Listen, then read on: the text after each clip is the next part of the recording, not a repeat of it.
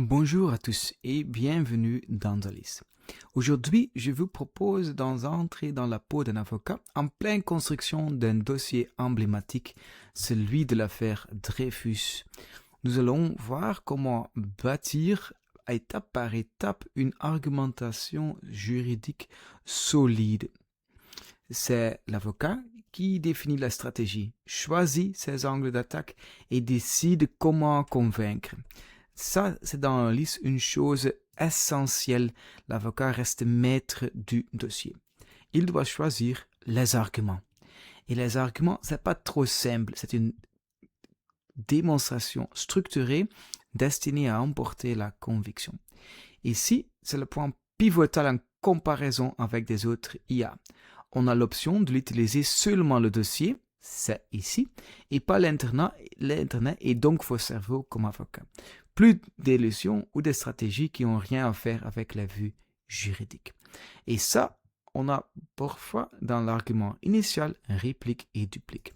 Donc, on va choisir et créer des arguments. Par exemple, dans le dossier de Dreyfus, on a l'objet que c'était un dossier secret militaire et que un homme était accusé de quelque chose et n'a pas pu consulter les éléments sur lesquels l'accusation est construite. Voilà. Ici, on va choisir quelle bibliothèque on va utiliser et peut-être les bibliothèques qui sont publiques. Et on va générer un argument, voilà, avec succès. Et on va voir qu'il va raisonner. Ici, c'est le bon moment de faire chercher un café quand l'argument est grand, parce qu'on sait que les avocats veulent lire les choses qui sont dans le principe, qui sont dans la conclusion. Et en tant qu'avocat, vous sélectionnez les pièces pertinentes, peut-être des rapports militaires, correspondances, décisions, et vous pouvez mobiliser vos sources juridiques pour renforcer votre renseignement et qu'elles proviennent de vos bibliothèques, peut-être les bibliothèques intégrées déjà dans Alice qui sont en train d'agrandir. Et ici, vous avez la construction de votre argument. Alice est encore en train d'analyser, mais surtout, elle réfléchit avec vous et tu peux encore lire les choses ici. Ici, en droite, tu vas voir ce petit crayon pour adapter et pour le faire repenser. Voilà. Ici, tu vois qu'il est presque fini. Il a maintenant seulement le job de convertir les sites, 16 par exemple, en des vraies annotations. Voilà, vous le voyez, les annotations que vous voyez correspondent à des sources spécifiques, les sources qui sont par nouveau ici indiquées dans le dossier et par exemple sur des cas de la Cour de cassation qui sont après appliqués au dossier, parfois indiqués en jaune. Et c'est là que ça tout change. Normalement, ce qui prenait les heures, lire, couper, structurer, se fait désormais en quelques instants et quand on peut presque maintenant ici générer le texte, il va aussi créer la conclusion lui-même pour vous. Vous pouvez ensuite ajuster, affiner, reformuler. L'argument devient véritablement le vôtre.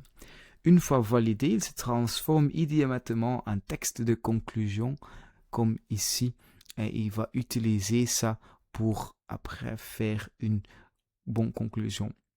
Mais un bon avocat anticipe toujours la riposte et, par exemple, si l'armée soutient que l'accès à la pièce a été bien accordé et pas nécessaire, dans ce cas, vous construisez un contre-argument, une réplique.